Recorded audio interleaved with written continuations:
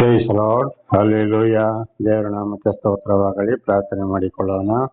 ಸರ್ವ ಸೃಷ್ಟಿಕರ್ತನಾದಂಥ ತಂದೆಯ ದೇವರೇ, ಮಗನ ದೇವರೇ, ಪರಿಶುದ್ಧಾತ್ಮನೇ, ನಿಮ್ಮ ನಾಮಕ್ಕೆ ಸ್ತೋತ್ರ ಸ್ವಾಮಿ. ಈ ದಿವಸವು ಸಮಯವು ಕೂಡ ನಿಮ್ಮಿಂದ ನೇಮಕವಾದಂತಹ ದಿವಸ ಸಮಯವಾಗಿದ್ದಕ್ಕಾಗಿ ಸ್ತೋತ್ರ. ಈ ದಿವಸದ ಸಂದೇಶದ ಭಾಗವನ್ನು ಕೂಡ ಹೇರಳವಾಗಿ ಆಶೀರ್ವದಿಸಿರಿ. ಇದನ್ನು ಕೇಳುತ್ತಿರುವ ನನ್ನ ಸಹೋದರ ಸಹೋದರಿ ಚೆನ್ನಾಗಿ ಕೇಳಿ ಅರ್ಥ ಮಾಡಿಕೊಂಡು ನಿಮ್ಮ ವಾಕ್ಯಕ್ಕೆ ವಿಧೇಯರಾಗಿ ಜೀವಿಸಿ ಆಶೀರ್ವಾದ ಹೊಂದಿ ಅವರ ಮಕ್ಕಳನ್ನು ಅದೇ ಮಾರ್ಗದಲ್ಲಿ ನಡೆಸಿ ಅವರೆಲ್ಲರೂ ನಿಮ್ಮ ಚಿತ್ತಾನುಸಾರ ಇತರರಿಗೆ ಸಾಕ್ಷಿಗಳಾಗುವಂತೆ ಮಾರ್ಪಡಿಸಿರಿ. ಹಾಗೆ ಮಾಡುವುದಕ್ಕಾಗಿ ಸ್ತೋತ್ರ. ಯೇಸುವಿನ ನಾಮದಲ್ಲಿ ಪ್ರಾರ್ಥಿಸಿದ್ದೇನೆ ನಮ್ಮ ತಂದೆ, ಆಮೇನ್. ಇದನ್ನು ಕೇಳುತ್ತಿರುವ ನನ್ನ ಸಹೋದರ ಸಹೋದರಿಯರೇ, ನಿಮಗೂ ಕೂಡ ನನ್ನ ಹೃದಯಪೂರ್ವಕವಾದಂತಹ ನಮಸ್ಕಾರಗಳು.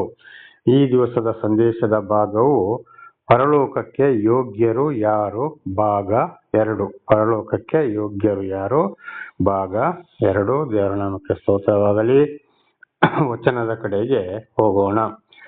ಕೀರ್ತನೆಗಳು 18, 25 ಮತ್ತು 26ನೇ ವಾಕ್ಯ. ಕೀರ್ತನೆಗಳು 18, 25 ಮತ್ತು 26. ನೀನು ಕೃಪೆಯುಳ್ಳವನಿಗೆ ಕೃಪಾವಂತನು, ದೋಷವಿಲ್ಲದವನಿಗೆ ನಿರ್ದೋಷಿಯು, ಶುದ್ಧನಿಗೆ ಪರಿಶುದ್ಧನು, ಮೂರ್ಖನಿಗೆ ವಕ್ರನು ಆಗಿರುವಿ. ಯಾರು? ದಾವೀದರಸರು ದೇವರಿಗೆ ಈ ವಿಷಯವನ್ನ ಹೇಳ್ತಾ ಇದ್ದಾರೆ. ದಾವೀದಂದ್ರೆ ಯಾರು? ಕುರಿ ಕಾಯುವವರು ಅಂತ ಅದರ ಅರ್ಥ. ದೇವರ ಒಂದು ದಯ ಅವರಿಗೆ ದೊರಕಿದ ಮೇಲೆ, ದೇವರ ದರ್ಶನವಾದ ಮೇಲೆ, ದೇವರ ಮೇಲೆ ಸರಿಯಾದ ಭರವಸೆ ಇಟ್ಟು ದೇವರನ್ನ ಅರಿತಾದ ಮೇಲೆ ಈ ಮಾತನ್ನ ದಾವೀದರಸರು ದೇವರಿಗೆ ಹೇಳ್ತಾ ಇದ್ದಾರೆ. ನೀನು ಕೃಪೆಯುಳ್ಳವನಿಗೆ ಕೃಪಾವಂತನು. ದೇವರ ದರ್ಶನ ಯಾರಿಗೆ ಆಯ್ತು, ಆಮೇಲೆ ದೇವರನ್ನು ಪ್ರೀತಿಸಿಕೊಂಡು ದೇವರ ವಾಕ್ಯಕ್ಕೆ ವಿಧೇಯರಾಗಿ ಯಾರು ಜೀವಿಸ್ತಾರೋ ಅಂಥವ್ರು, ದೇವರ ಮೇಲೆ ಯಾರು ಪ್ರೀತಿ, ಪೂರ್ಣ ಭರವಸೆ, ಭಯ, ಭಕ್ತಿ ಇಟ್ಟು ಜೀವಿಸ್ತಾರೋ ಅಂಥವರಿಗೆ ಮಾತ್ರ ಕೃಪಾವಂತನು.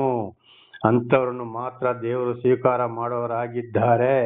ಅಂಥವರನ್ನು ಮಾತ್ರ ಪರಲೋಕಕ್ಕೆ ಸೆಳೆದುಕೊಳ್ಳುವವರಾಗಿದ್ದಾರೆ.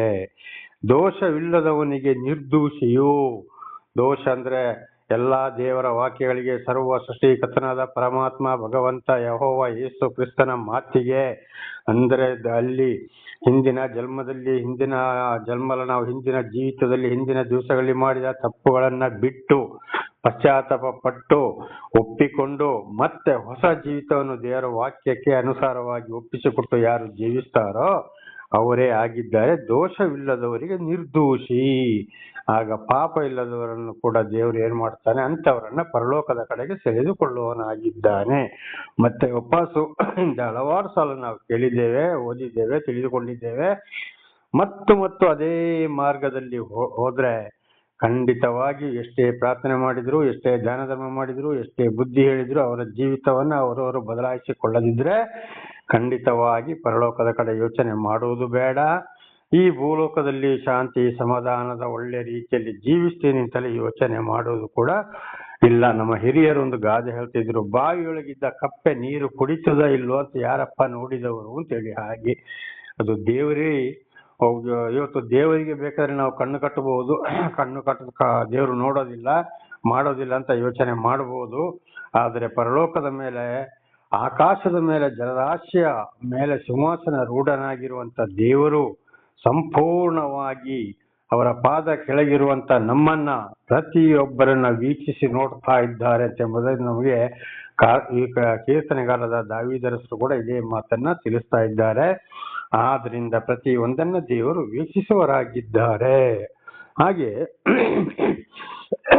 26ನೇ ವಚನ ನೋಡುವಾಗ, ಶುದ್ಧನಿಗೆ ಪರಿಶುದ್ಧನು, ಮೂರ್ಖನಿಗೆ ವಕ್ರನು ಆಗಿರುವಿ. ಯಾರು ಪರಿಶುದ್ಧತೆಗೆ ಬಂದು ಸಂಪೂರ್ಣ ಲೋಕದ ವಿಷಯಗಳನ್ನ ಬಿಟ್ಟು ದೇವರ ಕಡೆಗೆ ತಿರುಗಿಕೊಂಡು ಯಾರು ಪರಿಶುದ್ಧರಾಗ್ತಾರೋ, ಯಾರು ಅದಕ್ಕಾಗಿ ಪ್ರಯತ್ನ ಮಾಡ್ತಾರೋ ಅಂಥವರಿಗೆ ದೇವರು ಪರಿಶುದ್ಧನಾಗಿದ್ದಾನೆ. ಆದರೆ ಯಾವುದೇ ಆದರೂ ಕೂಡ, ಎಷ್ಟೇ ಆಗಿ ಈಗ ಹೇಳಿ ಮಾತನಾಡಿದ ಹಾಗೆ, ಖಂಡಿತವಾಗಿಯೂ ಒಂದರಲ್ಲಿ ತಪ್ಪಿ ಹೋದ್ರೆ ಪರಿಶುದ್ಧರಾಗಲು ಸಾಧ್ಯವಿಲ್ಲ. ಹಾಗೆ ಇವತ್ತು ಇದನ್ನು ನಿನ್ನೆ ಒಂದು ಸಂದೇಶದಲ್ಲಿ ಕೂಡ ತಿಳಿದುಕೊಂಡಿದ್ದೇವೆ. ಅನೇಕರು ಇವತ್ತು ದೇವರ ವಿಷಯಗಳನ್ನ ಹೇಳ್ಕೊಂಡು ನಾನು ಇಂಥವನು ಅಂತ ಎಲ್ಲ ಆ, ಧರ್ಮಗಳಲ್ಲಿಯೂ ಎಲ್ಲಾ ಜನಾಂಗಗಳಲ್ಲಿಯೂ ಕೂಡ ಹೇಳಿಕೊಂಡು ಇವತ್ತು ವಿಗ್ರಹಾರಾಧನೆ, ಮಾಟ, ಮಾಯ, ಮಂತ್ರ, ಮದ್ಯಪಾನ, ಧೂಮಪಾನ, ಕುಡಿಯೋದು, ಸುಳ್ಳು ಹೇಳೋದು, ವ್ಯಭಿಚಾರ, ಹಣಕ್ಕಾಗಿ ಸುಳ್ಳು ಹೇಳೋದು, ದೇವರ ಹೆಸರನ್ನ ಹೇಳಿಕೊಂಡು ಆಶ್ರಮಗಳನ್ನ ಓಪನ್ ಮಾಡೋದು, ಶಾಲೆ ಓಪನ್ ಮಾಡೋದು, ಆಸ್ಪತ್ರೆ ಓಪನ್ ಮಾಡೋದು, ಬಡ್ಡಿಗೆ ಹಣ ಕೊಡೋದು, ರಿಯಲ್ ಎಸ್ಟೇಟು, ಅಧಿಕಾರಿಗಳ ಲಂಚ ತಗೊಳ್ಳೋದು, ನಾನಾ ರೀತಿ ಇನ್ನೊಬ್ಬರಿಗೆ ನೋವು ಕೊಡುವಂಥದ್ದು, ಇನ್ನು ಅನೇಕ ರೀತಿಯ ತಪ್ಪುಗಳಿವೆ.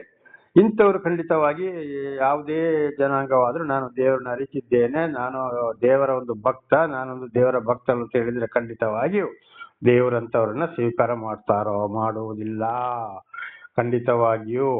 ಆದ್ರಿಂದ ಶುದ್ಧನಿಗೆ ಪರಿಶುದ್ಧನು, ಮೂರ್ಖನಿಗೆ ವಕ್ರನು ಆಗಿರು. ಆದ್ರಿಂದ ಇವತ್ತು ಎಷ್ಟೇ ಮಾಡಿದ್ರು, ಎಲ್ಲಿಗೇ ಹೋದ್ರು, ಎಷ್ಟೇ ಪೂಜೆ ಪುರಸ್ಕಾರ ಮಾಡಿದ್ರು, ಅನೇಕರು ನಾನಾ ತರದ ಕಷ್ಟ, ಸಂಕಟ, ದುಃಖ, ಶಿಕ್ಷೆಯಲ್ಲಿ ಇವತ್ತು ಅನುಭವಿಸ್ತಾ ಇರೋದು ಇದುವೇ ಆಗಿದೆ.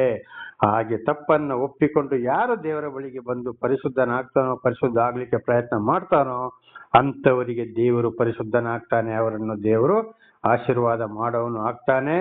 ಪರಿಶುದ್ಧನಾಗಿ ಭೂಲೋಕದಲ್ಲಿ ಜೀವನ ಮುಗಿಸಿದ್ರೆ ಅಂತವರಿಗೆ ಪರಲೋಕದ ಭಾಗ್ಯವೂ ಇದೆ. ಮೂರ್ಖನಿಗೆ ವಕ್ರ ಅಂದ್ರೆ ಖಂಡಿತವಾಗಿ ತಿಳಿದು ಮತ್ತು ತಪ್ಪು ಮಾಡ್ತಾ ಹೋದ್ರೆ ಅವ್ರು ಯಾವುದೇ ಗುರುಜಿಗಳು, ಸ್ವಾಮೀಜಿಗಳು, ಪಾಸ್ಟರ್ಗಳು, ಮಠಾಧೀಶರು, ಸ್ವಾಮೀಜಿಗಳು, ಫಾದರ್ಗಳು ಆಗ್ಬೋದು, ಯಾವುದೇ ಋಷಿಮುನಿಗಳು ಆಗ್ಬೋದು, ಯಾವುದೇ ದೇವಮಾನವರು ಆಗ್ಬೋದು, ಅಂಥವರಿಗೆ ದೇವರು ಕೋಪದ ಮುಖವುಳ್ಳವನಾಗಿದ್ದಾನೆ. ಏನು ಮಾಡಿದ್ರು ಒಪ್ಪುತ್ತಾನೆ ಅಂತ ಹೇಳಿ ಯೋಚನೆ ಮಾಡುವುದೇ ಬೇಡ. ಇಂಥವರು ಪರಲೋಕಕ್ಕೆ ಹೋಗ್ಲಿಕ್ಕೆ ಸಾಧ್ಯವಿಲ್ಲ. ದೇವರ ನಾಮಕ್ಕೆ ಸ್ತೋತ್ರವಾಗಲಿ. ಮುಂದಿನ ವಚನಕ್ಕೆ ಹೋಗೋಣ. ಕೀರ್ತನೆ 24:3-6 ನೋಡಿಕೊಳ್ಳೋಣ. ಕೀರ್ತನೆಗಳು 24:3-6. ಯೆಹೋವನ ಪರ್ವತವನ್ನು ಹತ್ತತಕ್ಕವರು ಯಾರು? ಆತನ ಪವಿತ್ರ ಸ್ಥಾನದಲ್ಲಿ ನಿಲ್ಲುವುದಕ್ಕೆ ಎಂಥವನು ಯೋಗ್ಯನು? ನೋಡಿ, ಯೆಹೋವನ ಪರ್ವತ, ಯೆಹೋವ ಅಂದರೆ ಸರ್ವ ಸೃಷ್ಟಿಕರ್ತನಾದ ದೇವರು. ನಮ್ಮ ಸಂಸ್ಕೃತಿಯಲ್ಲಿ ಆಗಲೇ ಹೇಳಿದಾಗೆ ಇದನ್ನು ಬಹಳ ಸಲ ತಿಳಿದುಕೊಂಡಿದ್ದೇವೆ. ಸಾಕ್ಷಾತ್ ಪರಬ್ರಹ್ಮನು, ಪರಮಾತ್ಮನು, ಭಗವಂತನು, ಸರ್ವೇಶ್ವರನು, ಪರಮೇಶ್ವರನು, ಶ್ರೀಕೃಷ್ಣ ಪರಮಾತ್ಮ, ಶ್ರೀಮನ್ ನಾರಾಯಣನು ಆಗಿದ್ದಾನೆ. ದೇವರ ನಾಮಕ್ಕೆ ಸ್ತೋತ್ರವಾಗಲಿ. ಮುಸ್ಲಿಮ್ಸ್ ಅವರು ಅಲ್ಲಾಹ್ ಅಕ್ಬರ್ ಎಂಬುದಾಗಿ ಕೂಡ ಕರೀತಾರೆ, ದೇವರೊಬ್ಬನೇ. ಆದ್ರೆ ಬೈಬಲ್ ದಲ್ಲಿ ನೋಡುವಾಗ ಯೆಹೋವನು ಎಂಬ ಹೆಸರಿದೆ. ಯೆಹೋವನ ಪರ್ವತವನ್ನು ಹತ್ತತಕ್ಕವರು ಯಾರು ಅಂದ್ರೆ ಅನೇಕರು ಹೇಳ್ತಾರೆ ಇವತ್ತು, ಅಯ್ಯೋ ನಾವು ಸತ್ತ ಮೇಲೆ ನನ್ನ ಆತ್ಮ ಶಿವನ ಬಳಿಗೆ ಹೋಗ್ತದೆ, ಪರಮೇಶ್ವರನ ಬಳಿಗೆ ಹೋಗ್ತದೆ, ಪರಲೋಕಕ್ಕೆ ಹೋಗ್ತದೆ, ವೈಕುಂಠಕ್ಕೆ ಹೋಗ್ತದೆ ಅಂತೇಳಿ ಅನೇಕರು ಇವತ್ತು ಹೇಳ್ತಾ ಇದ್ದಾರೆ.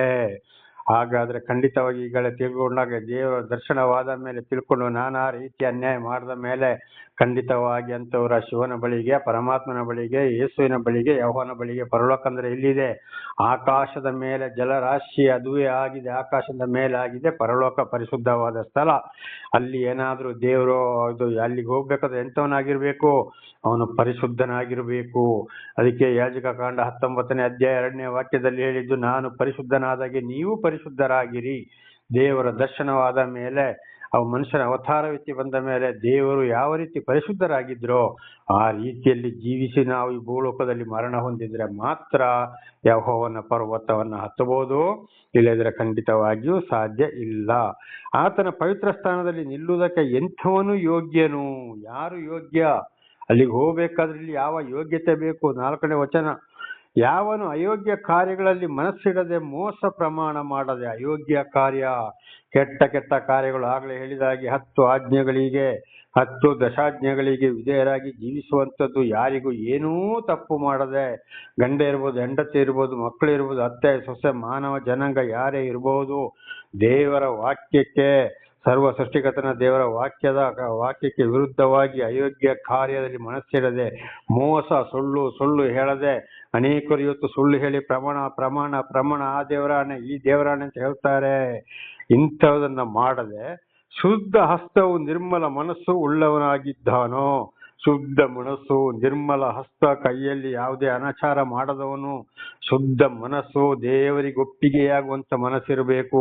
ಇಂಥವ್ರು ಮಾತ್ರ ಯೆಹೋವನ ಪರ್ವತವನ್ನು ಹತ್ತಲು ಸಾಧ್ಯ. ಇದು ಯಾರಲ್ಲಿ ಇದೆಯೋ ಅವರವರಿಗೆ ಪ್ರಶ್ನೆ ಹಾಕೊಳ್ಬೇಕಾಗ್ತದೆ. 5ನೇ ವಚನ, ಅವನೇ ಯೆಹೋವನಿಂದ ಶುಭವನ್ನು ಹೊಂದುವನು. ನೋಡಿ, ಅಂಥವರು ಮಾತ್ರ ಪರಲೋಕಕ್ಕೆ ಹೋಗ್ಲಿಕ್ಕೆ ಸಾಧ್ಯವಿದೆ. ತನ್ನ ರಕ್ಷಕನಾದ ದೇವರಿಂದ ನೀತಿ ಫಲವನ್ನ ಪಡೆಯುವನು. ರಕ್ಷಣೆಯಾದ ದೇವರಿಂದ ಆಶೀರ್ವಾದ ಹೊಂದಿ ಇಂಥವರು ಮಾತ್ರ ಪರಲೋಕ ಹೋಗ್ಲಿಕ್ಕೆ ಸಾಧ್ಯ. ಆಗ ಇಂಥದ್ದು ಇವತ್ತು ನಮ್ಮಲ್ಲಿ ಇದೆ ಎಂಬುದಕ್ಕೆ ನಮಗೆ ನಾವೇ ಪ್ರಶ್ನೆ ಮಾಡ್ಕೊಳ್ಬೇಕು. ಅದಕ್ಕೆ 10 ದಶಾಜ್ಞೆಗಳನ್ನ ಮೋಶೆಯ ಮೂಲಕ ಸೀನಾಯಿ ಬೆಟ್ಟದಲ್ಲಿ ದೇವರು ಕೊಟ್ಟಿದ್ದು. ದೇವರ ನಾಮಕ್ಕೆ ಸ್ತೋತ್ರ. 6ನೇ ವಚನ, ಇಂಥವರೇ ಆತನ ದರ್ಶನವನ್ನು ಬಯಸುವರು. ನೋಡಿ, ಇಂಥವರಿಗೆ ಮಾತ್ರ ಈ ಭೂಲೋಕದಲ್ಲಿ ದರ್ಶನವಿದೆ. ದೇವರವರೊಂದಿಗೆ ಮಾತನಾಡ್ತಾರೆ. ಎಂಥ ಕಷ್ಟ ಸಂಕಟ ದುಃಖ ಬಂದರೂ ದೇವರೇ ಅವರನ್ನು ನಡೆಸುವವರಾಗಿದ್ದಾರೆ. ಈ ಲೋಕದ ಆಸ್ತಿ ಪಾಸ್ತಿ ಬೆಳ್ಳಿ ಬಂಗಾರ ಹಣ ಅಂತಸ್ತನ್ನು ಕೂಡ ಅವರು ಬಯಸುವವರು ಅಲ್ಲ. ದೇವರ ನಾಮಕ್ಕೆ ಸ್ತೋತ್ರವಾಗಲಿ. ಅದು ಯಾರು ಪರಲೋಕದ ಕಡೆಗೆ ಹೋಗ್ತಾರೆ ಅಂತೇಳಿ ಈ ಲೋಕದಲ್ಲೇ ಅಂತವ್ರನ್ನು ನಾವು ಪತ್ತೆ ಹಚ್ಚಬಹುದು. ಅದಕ್ಕೆ 10 ದಶಾಜ್ಞೆಗಳು. ಯಾಕೋಬ್ಯರ ದೇವರೇ ನಿನ್ನ ಸಾನ್ನಿಧ್ಯವನ್ನು ಸೇರುವವರು ಇಂಥವರೇ. ನೋಡಿ, ದೇವರ ನಾಮಕ್ಕೆ ಸ್ತೋತ್ರವಾಗಲಿ. ಯಾಕೋಬನ ದೇವರು ಅಂದ್ರೆ ಇಸ್ರಾಯೇಲರ ದೇವರು. ಹಾಗೆ ಇವತ್ತು ನಮಗೆ ಕೂಡ ಅವರೇ ದೇವರಾಗಿದ್ದಾರೆ. ನಾವು ಒಂದು ವೇಳೆ ಅವರ ದೇವರ ದರ್ಶನವನ್ನು ಬಯಸುವುದಾದರೆ, ನಾವು ಪರಿಶುದ್ಧರಾದರೆ, ಇಸ್ರೇಲ್ನ ದೇವರಂದ್ರೆ ನಮ್ಮ ದೇವರು, ಇಸ್ರೇಲರಂದ್ರೆ ದೇವರಿಂದ ಆರಿಸಲ್ಪಟ್ಟವರು ಅಂತೇಳಿ ಆಗಿದ್ದಾರೆ ಅರ್ಥ. ಹಾಗಂತವರೇ ಇದನ್ನ ಪರಲೋಕ ಸೇರ್ತಾರೆ ಹೊರತು ಮತ್ತೆ ನೆನ್ನೆ ಹೇಳಿ ನಾವು ತಿಳ್ಕೊಂಡ ಹಾಗೆ ನಮ್ಮ ಸಭೆ ಎತ್ತಲ್ಪಡ್ತದೆ, ನಾವು ಪರಲೋಕದಲ್ಲಿ ಹೋಗ್ತೇವೆ, ಚಿನ್ನದ ಬೀದಿಯಲ್ಲಿ ನಡೀತೇವೆ ಅಂತೇಳಿ ಇದು ಹೇಳುವುದು ಮಾತ್ರ. ಆದ್ರೆ ನಾವು ಯೋಗ್ಯರಾಗಿದ್ದೇವೆಯೋ, 10 ದಶಾಜ್ಞೆಗಳಿಗೆ ಸಂಪೂರ್ಣವಾಗಿ ವಿಧೇಯರಾಗಿದ್ದೇವೆ, ನಾವು ದೇವರ ಎಲ್ಲ ವಾಕ್ಯಕ್ಕೆ ವಿಧೇಯರಾಗಿದ್ದೇವೆಯೋ, ನಮ್ಮ ಮನಸ್ಸು ಶುದ್ಧ ಇದೆಯೋ, ನಡೆ ನುಡಿ ಕ್ರಿಯೆ ಕರ್ತವ್ಯ ಶುದ್ಧವಾಗಿದೆಯೋ, ನಮ್ಮ ಕೈ ಶುದ್ಧವಾಗಿದೆಯೋ, ಅಥವಾ ಬೆಳ್ಳಿ ಬಂಗಾರ ಆಸ್ತಿ ಪಾಸ್ತಿ ಹಣ ಅಂತಸ್ತು ದಶಾಂಶ ಕಾಣಿಕೆಯಾಗಿ ಸ್ಟೈಲ್ ಮಾಡಿಕೊಂಡು ಏನೇನೋ ನಾಟಕ ಆಡಿಕೊಂಡು ಸುಳ್ಳು ಹೇಳಿಕೊಂಡು ಹೋಗುವುದಾದ್ರೆ ಖಂಡಿತವಾಗಿ ಪರಲೋಕ ಹೋಗ್ಲಿಕ್ಕೆ ಸಾಧ್ಯ ಇದೆಯಾ? ಇಲ್ಲ. ಅದಕ್ಕೆ ಯೆಹೋವನ ಪರ್ವತವನ್ನು ಹತ್ತತಕ್ಕವರು ಯಾರು ಎಂಬುದಾಗಿ. ದೇವರ ನಾಮಕ್ಕೆ ಸ್ತೋತ್ರವಾಗಲಿ. ಮುಂದಿನ ವಚನಗಳಿಗೆ ಹೋಗೋಣ. ಕೀರ್ತನೆಗಳು 33 14ರಿಂದ 16. ಕೀರ್ತನೆಗಳು 33 14ರಿಂದ 16ರವರೆಗೆ.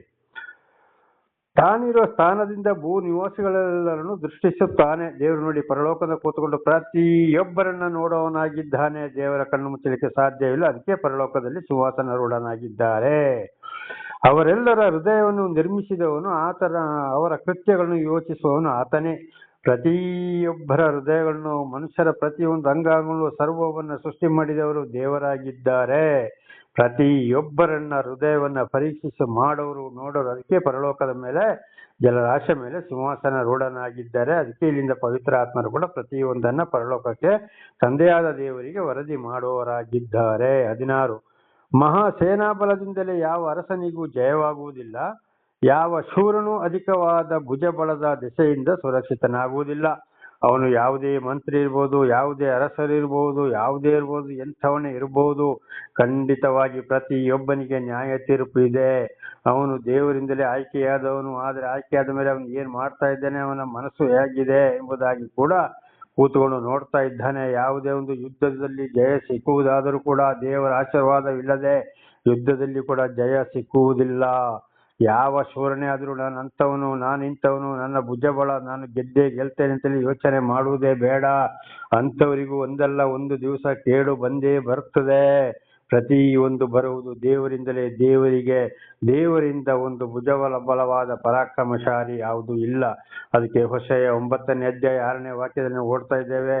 ಸರ್ವ ಸೃಷ್ಟಿಕರ್ತನು, ಸೇನಾಧೀಶ್ವರನು, ಪರಾಕ್ರಮಶಾಲಿಯು, ಸಮಾಧಾನದ ಪ್ರಭು, ನಿತ್ಯಾನಂದ ತಂದೆ, ಅದ್ಭುತ ಸ್ವರೂಪ, ಆಲೋಚನಕರ್ತ ಎಂಬುದಾಗಿ ಅವರ ಹೆಸರು. ದೇವರ ನಾಮಕ್ಕೆ ಸ್ತೋತ್ರವಾಗಲಿ. ದೇವರಲ್ಲಿ ಎಲ್ಲವೂ ಇದೆ. ಅದಕ್ಕೆ ಪರಲೋಕದಲ್ಲಿ ಜಲರಾಶಿಯ ಮೇಲೆ ಸಿಂಹಾಸನ ರೂಢನಾಗಿದ್ದುಕೊಂಡು ಪ್ರತಿಯೊಬ್ಬರ ಮನಸ್ಸನ್ನು ಕೂಡ ಅರ್ಥ ಮಾಡಿಕೊಳ್ಳುವನಾಗಿದ್ದಾನೆ. ಪ್ರತಿಯೊಬ್ಬರು ಹೇಗೆ ಅಂತೇಳಿ ಅದಕ್ಕೆ ಪವಿತ್ರಾತ್ಮನನ್ನು ಕೂಡ ಈ ಸ್ವಾಮಿ, ಅದೇ ಯೆಹೋವ ದೇವರು ಅಂದರೆ ಅದೇ ಸಾಕ್ಷಾತ್ ಪರಬ್ರಹ್ಮನು ಮನುಷ್ಯನ ಅವತಾರವೆತ್ತಿ ಭೂಲೋಕಕ್ಕೆ ಬಂದು ಆಮೇಲೆ ಗೊತ್ತಿದೆ ಎಲ್ರಿಗೂ 40ನೇ ದಿವಸ ಪರಲೋಕಕ್ಕೆ ಏರಿ ಹೋಗಿ ಪವಿತ್ರಾತ್ಮನನ್ನ 50ನೇ ದಿವಸದಲ್ಲಿ ಕಳಿಸಿಕೊಟ್ರು.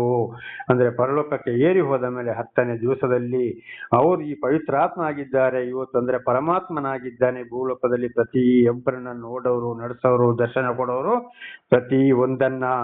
ಪ್ರತಿಯೊಂದು ವಿಷಯವನ್ನು ಕೂಡ ಪರಮಾತ್ಮನು ಅಂದ್ರೆ ಪವಿತ್ರಾತ್ಮನು ಪರಲೋಕದ ತಂದೆಗೆ ಅಂದ್ರೆ ಸಾಕ್ಷಾತ್ ಪರಬ್ರಹ್ಮನಿಗೆ ಅಂದ್ರೆ ಯೆಹೋವನಿಗೆ ಇಲ್ಲಿಂದ ತಿಳಿಸುವವರಾಗಿದ್ದಾರೆ. ದೇವರ ನಾಮಕ್ಕೆ ಸ್ತೋತ್ರವಾಗಲಿ. ಹಾಗೆ ಬಹಳ ಇನ್ನೊಂದು ಕಡೆ ಕೂಡ ನಾವು ನೋಡ್ತೇವೆ, ಪ್ರತಿ ಒಂದು ಮಾತಿಗೂ ಕೂಡ ನಾವು ಉತ್ತರ ಕೊಡಬೇಕಾಗ್ತದಂತೆ. ಮತ್ತಾಯನ ಸುವಾರ್ತೆಯಲ್ಲಿ ಓದುವಾಗ ಆಡುವ ಪ್ರತಿ ಒಂದು ಮಾತಿಗೂ ನ್ಯಾಯ ತೀರ್ಪು ಇದೆ, ಪ್ರತಿಯೊಬ್ಬರ ಹೆಜ್ಜೆಯನ್ನು ಕೂಡ ಕಾಣುವರಾಗಿದ್ದಾರೆ. ನೋಡಿ, ಮೋಶೆಯೊಂದಿಗೆ ದೇವರು ಮಾತನಾಡುವಾಗ, ವಿಮೋಚನ ಖಂಡದಲ್ಲಿ ನೋಡುವಾಗ, ಮೋಶೆ ಕಾಲಲ್ಲಿದ್ದ ಚಪ್ಪಲಿಗೆ ದೇವರು ಏನ್ ಹೇಳ್ತಿದ್ದಾರೆ, ನೋಡು ನಿನ್ನ ಕಾಲಿನಲ್ಲಿರುವ ಕೆರಗಳನ್ನ ದೂರ ಇಡು, ನೀನು ನಿಂತಿರುವ ಸ್ಥಳ ಪರಿಶುದ್ಧವಾದದ್ದು ಎಂಬುದಾಗಿ. ನೋಡಿ, ಮೋಶೆಯ ಕಾಲನ್ನು ಕೂಡ ದೇವರು ನೋಡಿದ್ದಾರೆ. ಹಾಗೆ ಇವತ್ತು ಪ್ರತಿಯೊಬ್ಬರ ಕಾಲನ್ನು ಕೂಡ ದೇವರು ನೋಡವನಾಗಿದ್ದಾನೆ. ಹಾಲೆಲೂಯಾ. ದೇವರಿಗೆ ಮುಚ್ಚುಮರೆಯಾದದ್ದು ಯಾವುದೂ ಇಲ್ಲ. ಆದ್ರಿಂದ ಬಹಳ ಎಚ್ಚರವಾಗಿ ನಾವು ಜೀವಿಸಬೇಕು. ಪರಿಶುದ್ಧರಾದರೆ ಮಾತ್ರ, ಪರಿಶುದ್ಧರಾಗಿ ಭೂಲೋಕದ ಜೀವನವನ್ನ ಅಂತ್ಯಗೊಳಿಸಿದರೆ ಮಾತ್ರ ನಾವು ಪರಲೋಕಕ್ಕೆ ಹೋಗ್ಲಿಕ್ಕೆ ಸಾಧ್ಯವಾಗ್ತದೆ.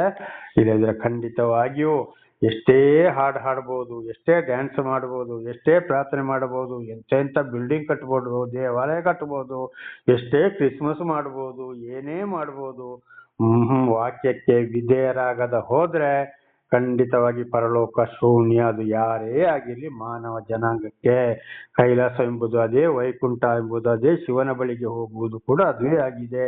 ಶಿವನೇ ಯೆಹೋವನಾಗಿದ್ದಾನೆ, ಯೇಸು ಕ್ರಿಸ್ತನಾಗಿದ್ದಾನೆ. ದೇವರ ನಾಮಕ್ಕೆ ಸ್ತೋತ್ರವಾಗಲಿ.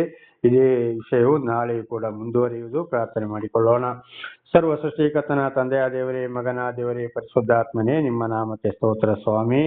ಇವತ್ತಿನ ಸಂದೇಶವನ್ನು ನನ್ನ ಸಹೋದರ ಸಹೋದರಿಗೆ ನೀವು ತಿಳಿಸಿದಕ್ಕಾಗಿ ನಿಮಗೆ ಸ್ತೋತ್ರ. ಒಂದು ವೇಳೆ ಅವರು ಅದರಲ್ಲಿಕ್ಕೆ ತಪ್ಪಿ ಹೋಗಿದ್ದರೆ ಅವರನ್ನು ಕ್ಷಮಿಸಿರಿ, ಅವರನ್ನು ಆಶೀರ್ವದಿಸಿರಿ, ಅವರಿಗೆ ವಿಶೇಷವಾದ ಜ್ಞಾನವನ್ನು ಕೊಟ್ಟು ನಿಮ್ಮ ಪರಲೋಕಕ್ಕೆ ಸೇರಲು ಬೇಕಾದಂಥ ಯೋಗ್ಯತೆಯಲ್ಲಿ ನಡೆಸಿರಿ, ಅನುಗ್ರಹಿಸಿರಿ. ಅವರ ಮಕ್ಕಳಿಗೂ ಅವರು ತಿಳಿಸುವಂತಾಗಲಿ, ಇತರರಿಗೂ ನಿಮ್ಮ ಚಿತ್ತಾನುಸಾರ ಅವರು ಸಾಕ್ಷಿ ನುಡಿದು ಜೀವಿಸುವಂತಾಗಲಿ. ಹಾಗೆ ಮಾಡುವುದಕ್ಕಾಗಿ ಸ್ತೋತ್ರ. ನಿಮ್ಮೆಲ್ಲ ಉಪಕರಣಗಳಿಗಾಗಿ ಕೃತಜ್ಞತಾ ವಂದನೆಗಳು. ಯೇಸುವಿನ ನಾಮದಲ್ಲಿ ಪ್ರಾರ್ಥಿಸಿದ್ದೇನೆ ನಮ್ಮ ತಂದೆ, ಆಮೇನ್. ಇದನ್ನು ಕೇಳಿದಂತ ಅಥವಾ ಕೇಳುತ್ತಿರುವ ನನ್ನ ಸಹೋದರ ಸಹೋದರಿ, ನಿಮ್ಮ ಕೂಡ ನನ್ನ ಹೃದಯಪೂರ್ವಕವಾದ ಧನ್ಯವಾದಗಳು. ದೇವರ ಕರುಣೆ ಪ್ರೀತಿ ಯಾವಾಗಲೂ ಸದಾ ಕಾಲ ನಿಮ್ಮೊಂದಿಗೆ ಇರಲಿ.